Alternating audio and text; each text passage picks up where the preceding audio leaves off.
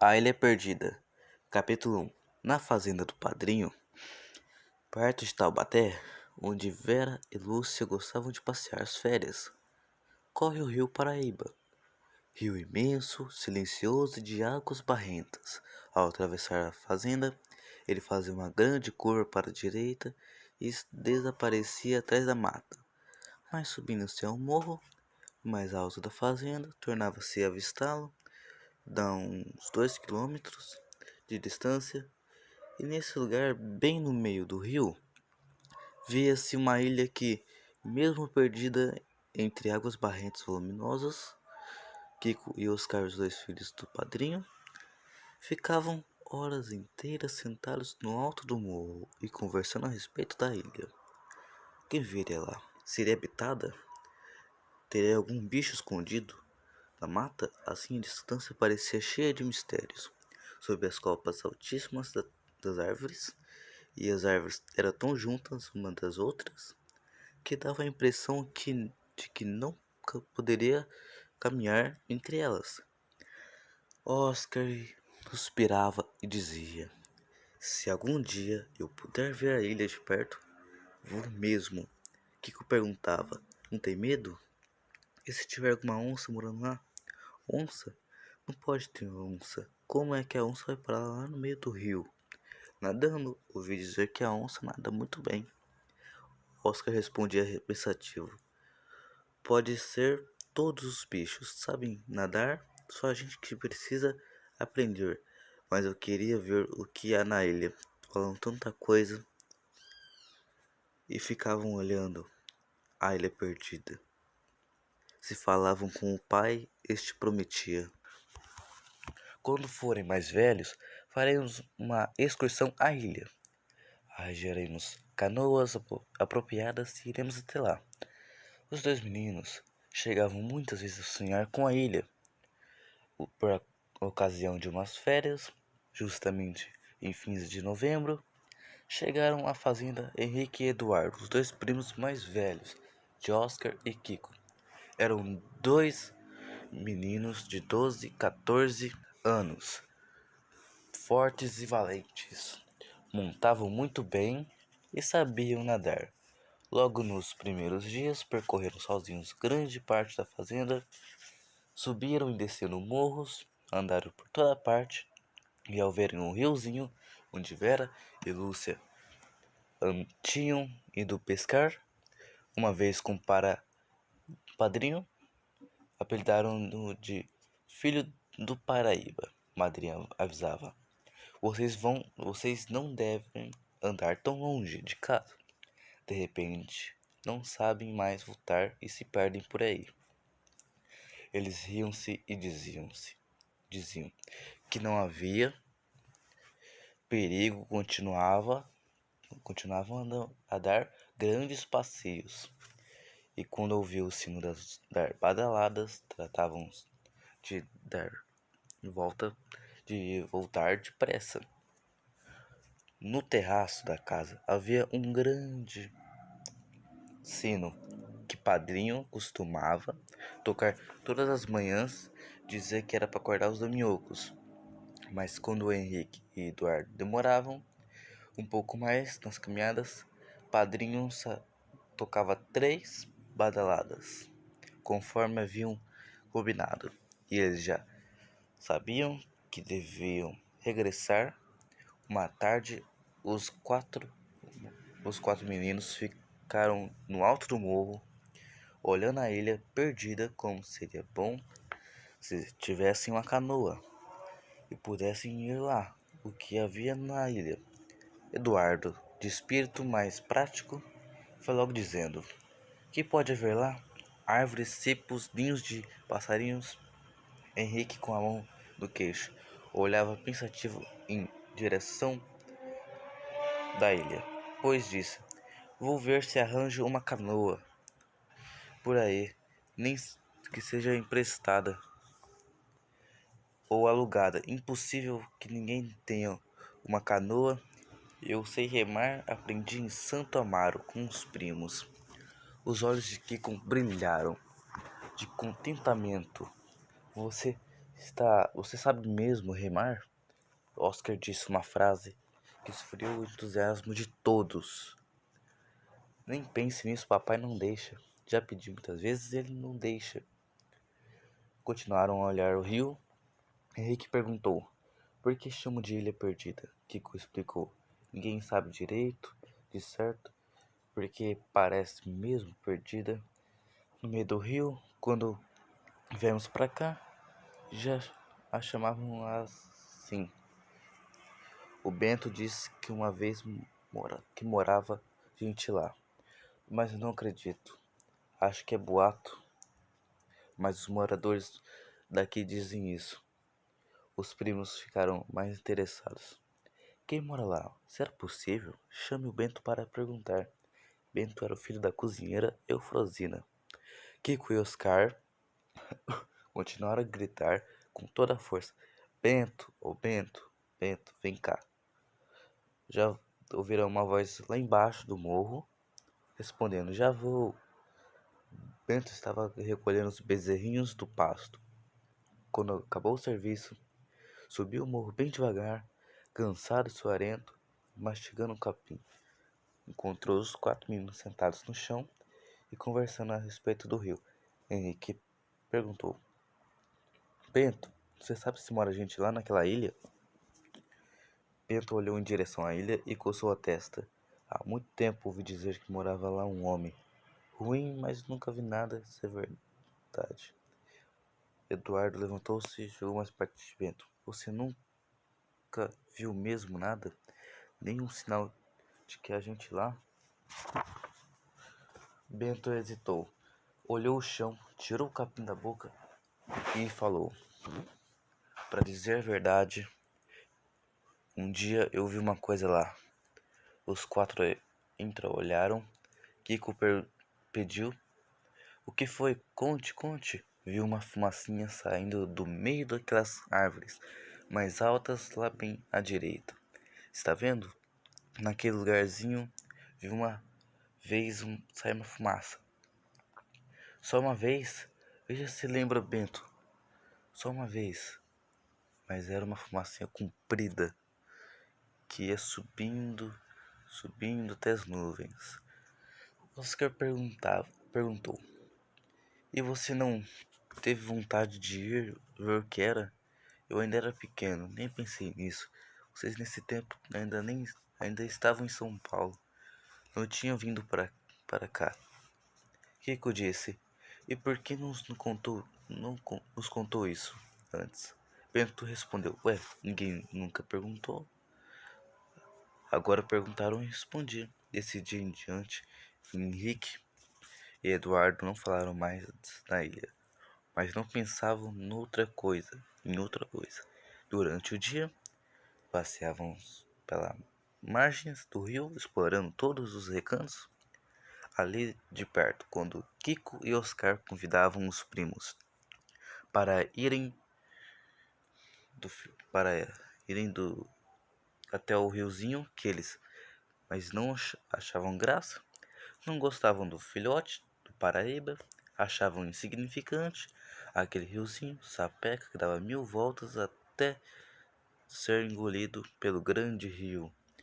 Um dia Henrique, que andara sozinho até mais abaixo da fazenda, voltou nervoso para casa e segredou ao ouvido de Eduardo. Descobriu uma canoa velha amarrada lá embaixo na curva. Grande, parece abandonada. Eduardo, que estava saboreando um pedaço de goiaba com queijo, quase engasgou de emoção. Não diga, estará boa para navegar? Não, não examinei muito bem. Corri primeiro para avisar você. Então vamos ver. Saíram correndo para o lado. Para o lado do rio, nem ouviram a voz da madrinha. Não demore muito. Parece que vem uma chuva.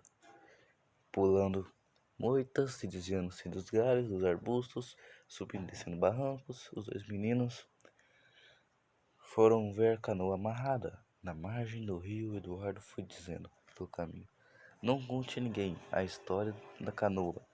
Kiko e Oscar souberem vão contar ao padrinho. E não se pode fazer mais nada. Não conto nada, nem ao Bento, nem ao Bento. O coração de ambos batia, apressado. Iriam ver, enfim, a ilha verdejante no meio do rio. Aquela ilha tão bonita, com a- tão bonita, com tantas árvores, tanta folhagem, tanta beleza, devia estar cheia de papagaios, verde de periquitos, enfeitadas de flores. Impossível que ali vivesse algum homem ruim.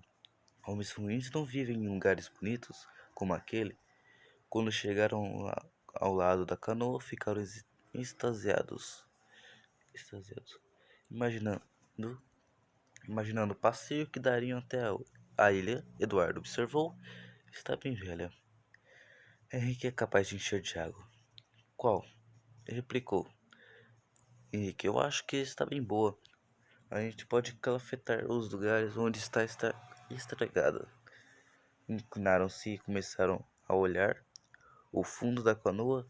Henrique pulou para dentro dela e, equilibrando-se, começou a rir. E que bom! Agora sim daremos belos passeios. Eduardo era mais calmo. Espera, Henrique, temos que uma, mui- arranjar muita coisa antes. Arrumar cola para tampar os buracos, levar comida para passear o dia inteiro. É mesmo? Nem me lembrava disso. Precisamos de uma caixa de fósforos para acender o fogo. Isso eu peço para Eufrosina. A comida também peço para ela. Não vá fazer as coisas de maneira que eles descubram tudo. Não há perigo. Eduardo continuou. Temos que levar uma lata com água para beber. Água? Pois não há tanta água no rio. Mas precisamos de uma água pura. Essa água do rio deve estar suja, tão escura. Temos que levar também faca ou canivete. Eu levo meu canivete. E o principal é não contar nada na fazenda. Se desconfiarem de alguma coisa, não nos deixariam ir. Naturalmente não se conta nada, nem deixamos que eles desconfiem. Meia hora depois, voltaram para casa, ainda hesitados com a novidade. Não dormiram bem durante a noite. Henrique acordou Eduardo 2 vezes para perguntar se a canoa não teria dono. Tinham resolvido seguir para a ilha na terça-feira e estavam ainda no domingo. Precisavam preparar tudo no dia seguinte. Na segunda-feira, de manhã bem cedo, Henrique teve uma ideia: tirar a canoa do lugar onde estava e escondê-la mais longe. E com grande dificuldade, tentaram puxá-la para a terra, mas não conseguiram.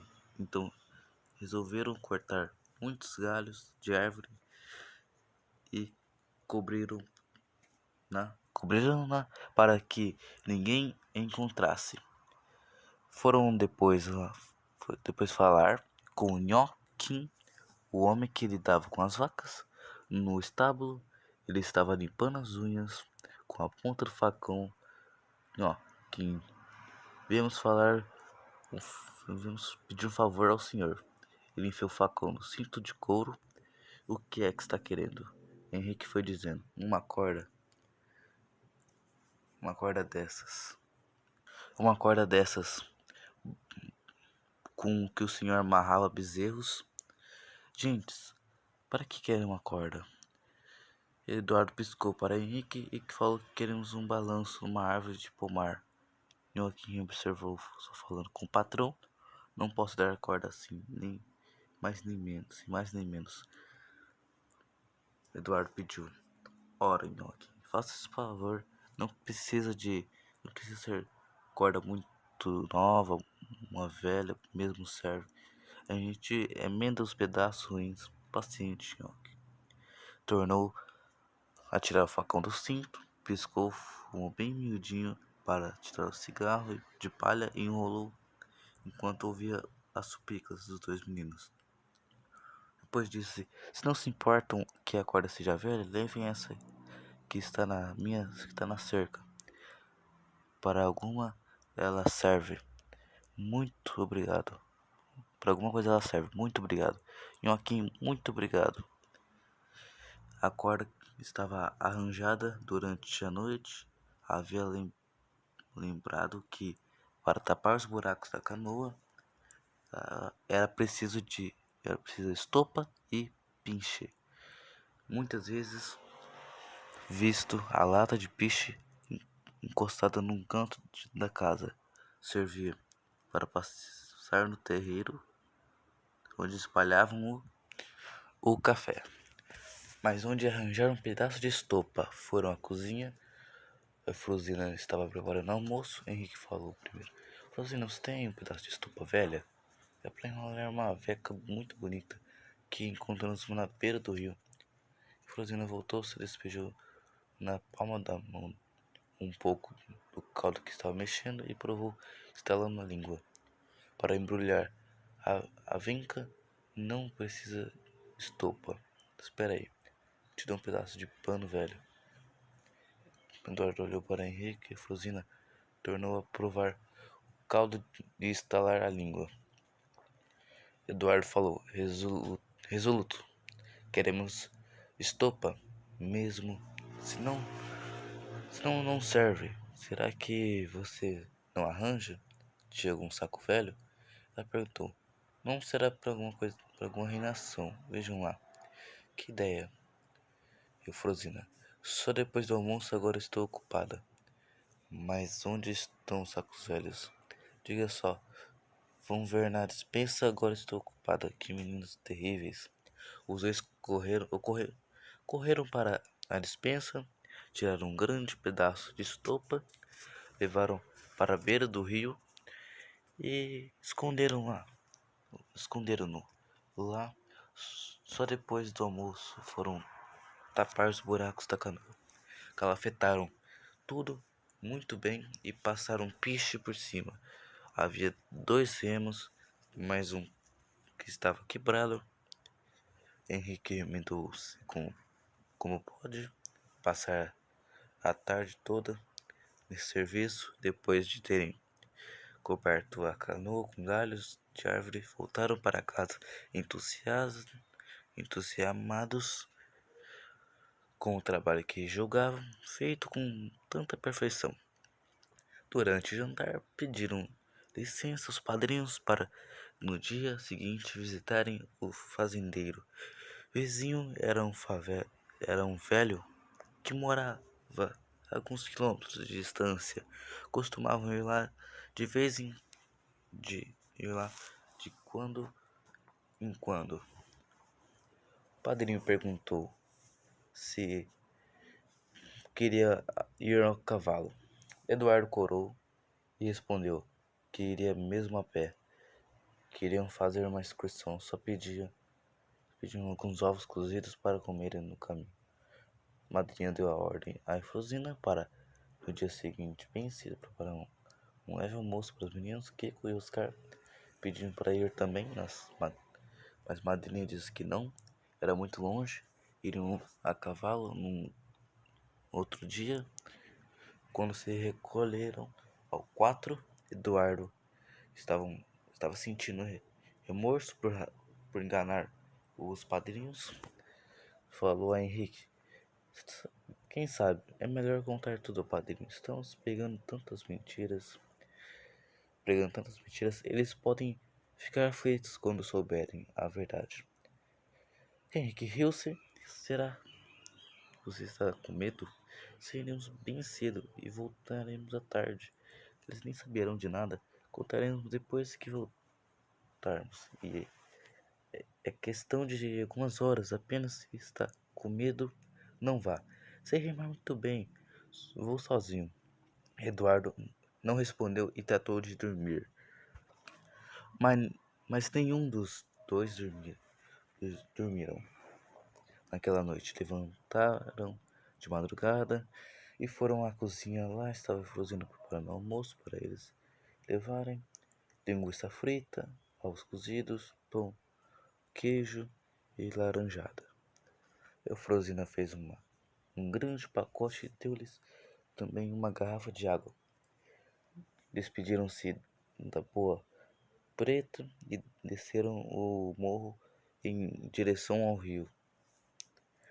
Lá estava a canoa preparada na véspera, bem calafetada, a corda embrulhada num canto, colocaram o almoço no fundo e Henrique preparou-se para conduzi-la. Rio abaixo, olharam o Paraíba. Estava calmo e as águas espumavam nas margens. Eduardo observou: o rio parece que cresceu. Henrique hoje está maior que ontem. Preocupado em empurrar a canoa para longe da margem, Henrique respondeu: de certo é por causa das chuvas. Tem chovido muito nesses últimos dias. Mas nós voltaremos cedo, não há perigo. Não há perigo. Eduardo teve uma ligeira hesitação. Não será ruim remar, sim? Parece que as águas ficam com mais força. Já disse que se você está com medo, fique e eu vou. Eu, com o esforço que fez ao empurrar a canoa, Henrique caiu dentro d'água, molhando-se todo. Não deu a perceber que ficava aborrecido, pulou para cima da canoa e segurou os dois. Iremos, os dois remos. Eduardo, sentado no banco que havia no meio, se segurou fortemente nas bordas da canoa e olhou para Henrique, cheio de admiração. Com toda calma, Henrique havia depositado o remo quebrado no fundo e com outro e impelia a canoa para longe da margem. Ela começou a deslizar rio abaixo, e Eduardo sentiu o coração dar um salto dentro do peito. Pensou coisas horríveis nesse momento. E se Henrique perdesse aquele remo e não soubesse voltar, e se o rio enchesse mais? Estava muito arrependido e teve vontade de gritar: Henrique, vamos voltar, eu não quero ir. Mas não teve coragem. Ficou quietinho, equilibrando-se as duas mãos, olhando o rio que a canoa deslizar sempre ao lado da margem, de modo que quase podiam segurar os galhos das árvores que pediam sobre a água. Eduardo começou a achar bonito e Henrique disse: devem ser 6 horas. Agora, o sol está começando a esquentar. Nesse momento, ouviram o sino da fazenda. Era Padrinho que estava tocando. Como fazia todas as manhãs, Eduardo perguntou: a ilha está muito longe. Daqui não vejo nada. Henrique respondeu: e se perdesse aquele remo? E se Henrique perdesse aquele remo e não soubessem voltar? E se o rio enchesse mais? Nem começamos a navegar e você quer ver a ilha? Está longe ainda. A canoa descia vagarosamente. De vez em quando, Henrique remava um pouco, conservando sempre na mesma direção. Viram lindos passarinhos nas margens. Outros passavam gritando sobre as cabeças dos dois. O dia prometia ser esplêndido. Henrique tirou cuidadosamente o paletó para secar, pois sentia toda a roupa molhada, grudada no corpo. A canoa começou a balançar de um lado para o outro, e Eduardo ficou assustado, mas não disse nada. Henrique estendeu o paletó sobre os joelhos e tornou-se a segurar o remo. A canoa foi indo, só batia cheio nos rios e as águas pareciam douradas e prateadas. Eduardo achou bonito e deixou prender a mão na água, pois olhou o fundo da canoa para ver se não entrava água. O serviço havia sido perfeito, o barco estava bem calafetado.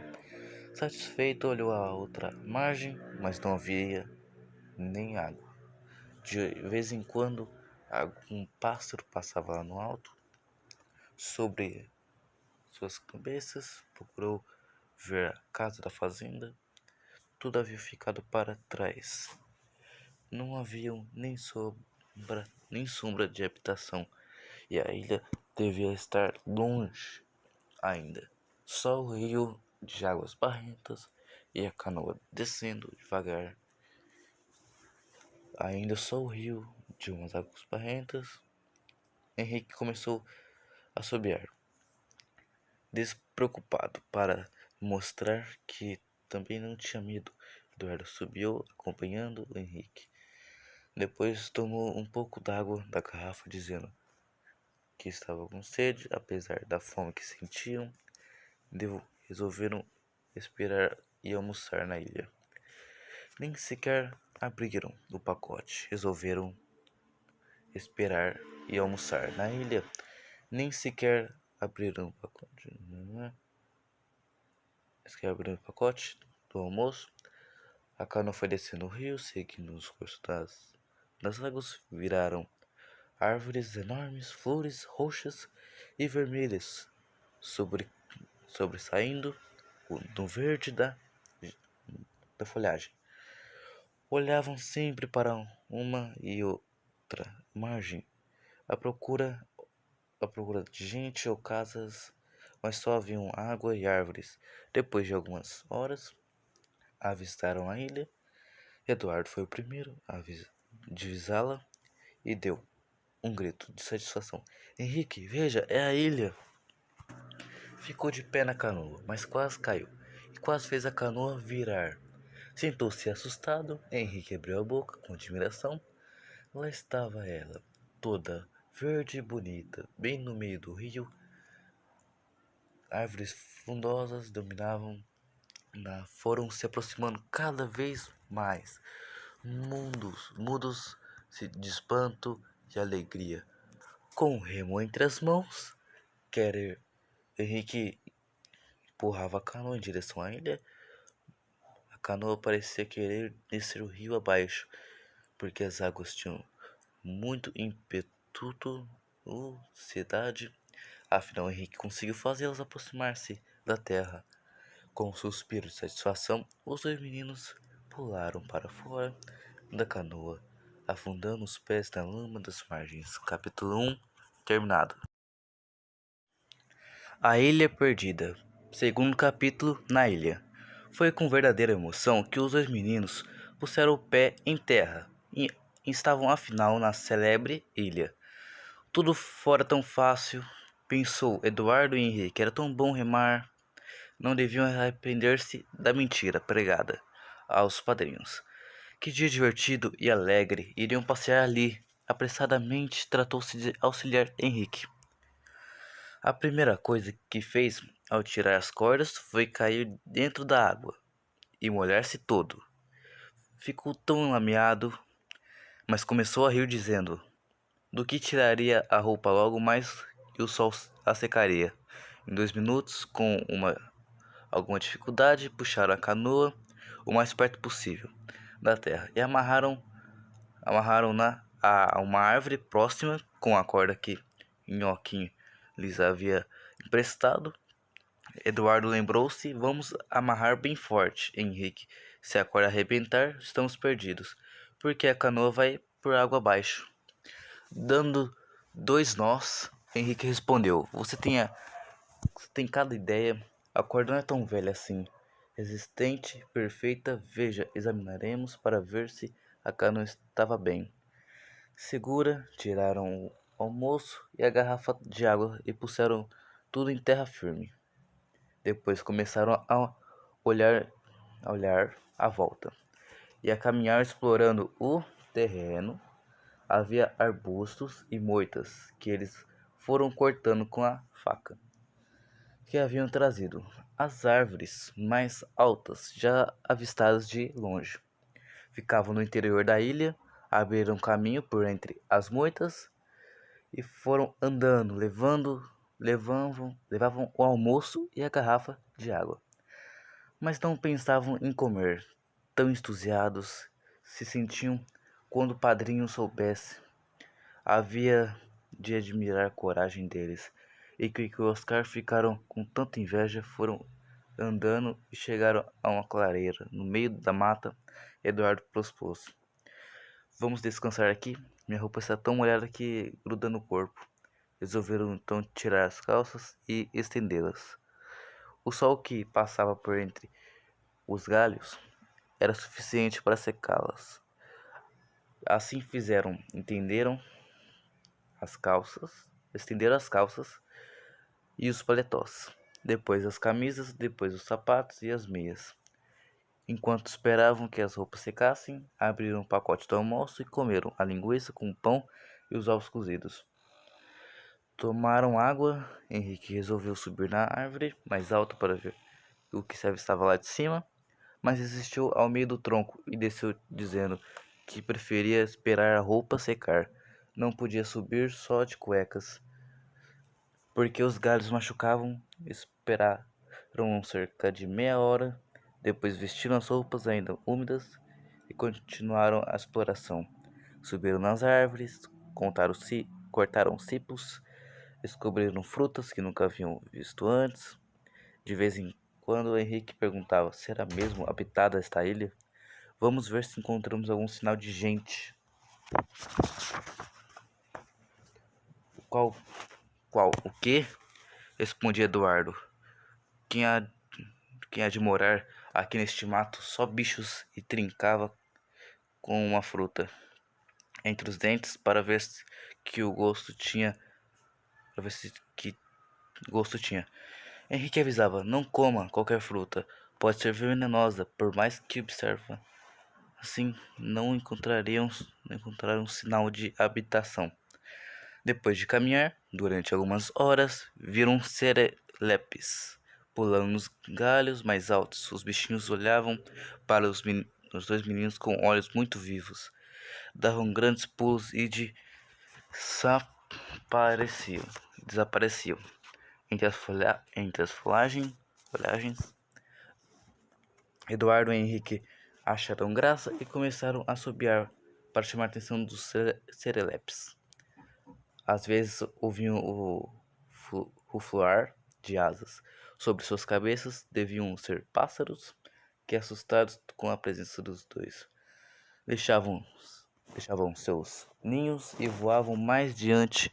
Encontraram uma frutinha vermelha e redonda. Começaram a tirá-las para cima a fim de atrair os serelepes de vez em quando e gritavam para ver o que acontecia. Não acontecia nada. Parece que os bichos ficavam com medo ao ouvir os gritos, e o silêncio então era profundo, nada se movia.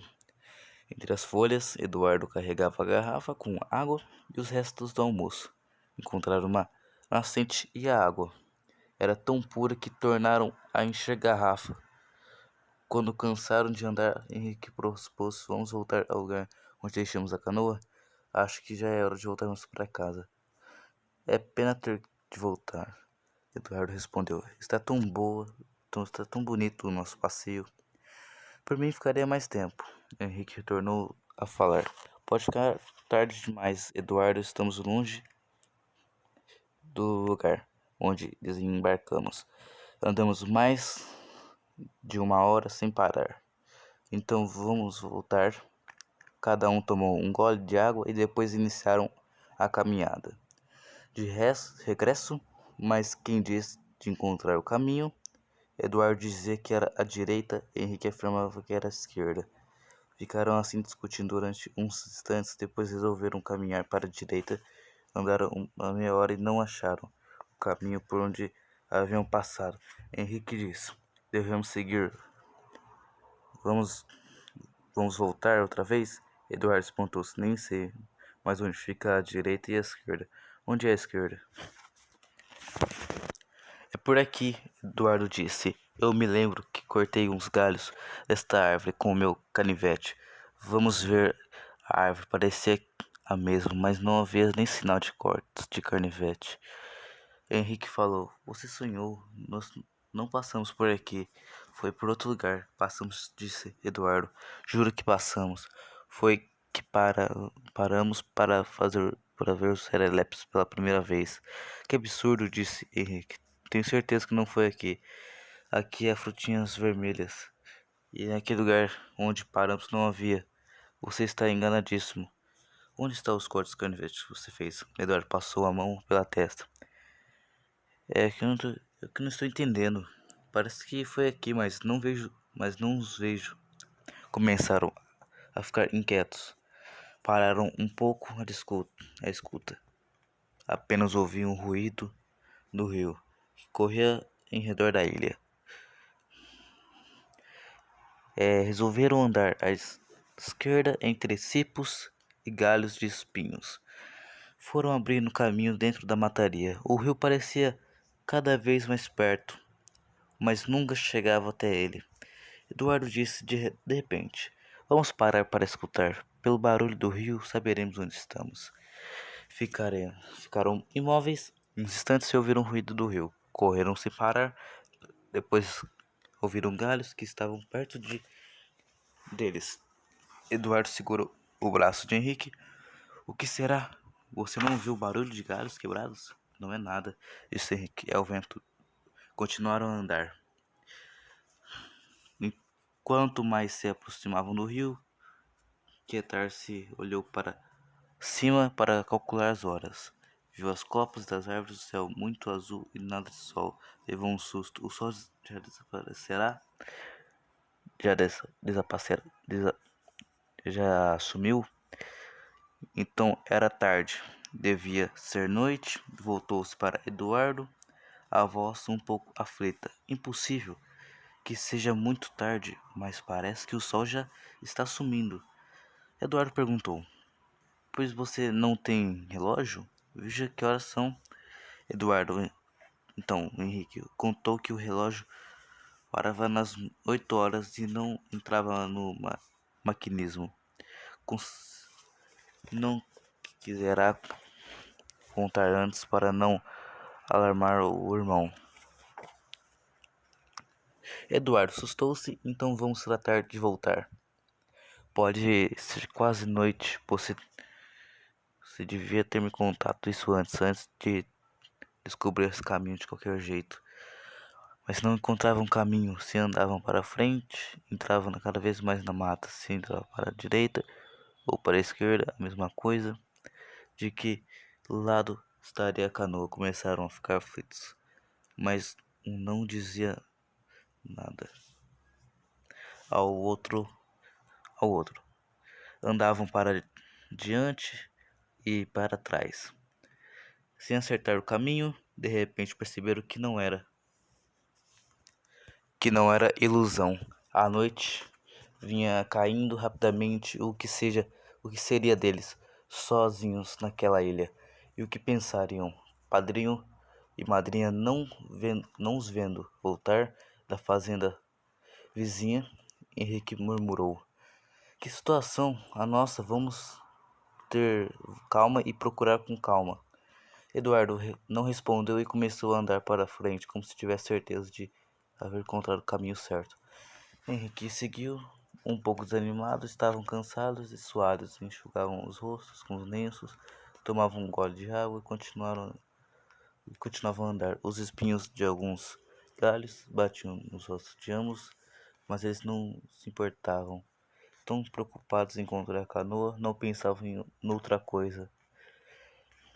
Quando ouviam ruídos estranhos na mata, paravam um pouco, assustados. Um segurava no braço do outro e ficavam esperando. Não era nada. De repente, Henrique sussurrou: Estou tão cansado, quase não aguento mais. Pararam então por alguns minutos e encostaram-se a um tronco de uma árvore grossa que havia lá perto. Henrique pensou.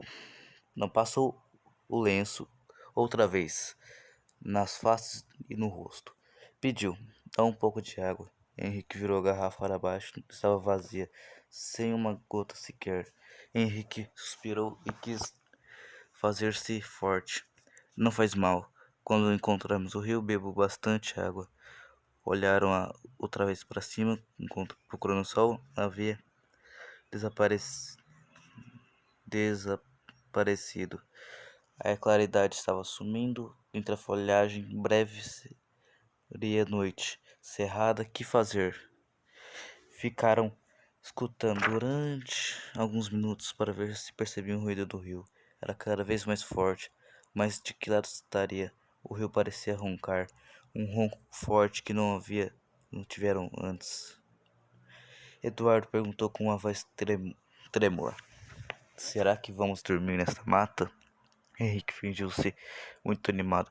Se tivermos que dormir, dormiremos hora essa. E padrinho e madrinha ficaram quietos uns instantes depois. Henrique disse: eles vão mandar um camarada à fazenda vizinha. E souber que não, e quando souberem que nós estivemos lá, ficarão tão aflitos. Nem fale, Henrique, já estou tão arrependido. Se soubesse eu também. Mas que podemos fazer? Temos que encontrar a canoa, nem que seja para andar a noite inteira. Eduardo teve uma ideia. Espera aqui, vou subir nesta árvore e lá de cima verei onde estamos. É mesmo? Como é que não lembramos disso antes? Eduardo tirou o paletó e os sapatos, isso, e abraçou o tronco da árvore, subindo até chegar aos primeiros galhos e parou, quase sem fôlego. Henrique perguntou: o que está esperançado? Vê alguma coisa, Eduardo? Nada. Ainda espere. Vou subir mais alto. Desapareceu entre os galhos compridos, empurrando o rio em uma certa distância. Suas águas pareciam negras, sem a luz do sol brilhante sobre elas. Ouviu a voz de Henrique lá embaixo. Está vendo alguma coisa, Eduardo? Estamos longe do rio. De que lado ele fica? Veja bem. Sim, estou vendo o rio. Henrique tornou a perguntar, disfarçando a aflição. De que lado ele está? Veja bem. Eduardo respondeu: está em todos os lados. À direita vejo o rio, à esquerda também vejo o rio. Não entendo. Henrique pediu: veja bem, Eduardo. Não avista canoa? Não, nada de canoa. Então desça. Eduardo desceu mais animado, calçou os sapatos e vestiu o paletó. Falou: eu acho que a gente ido por este lado. Chega lá num instante. Então vamos. Capítulo 2 terminado.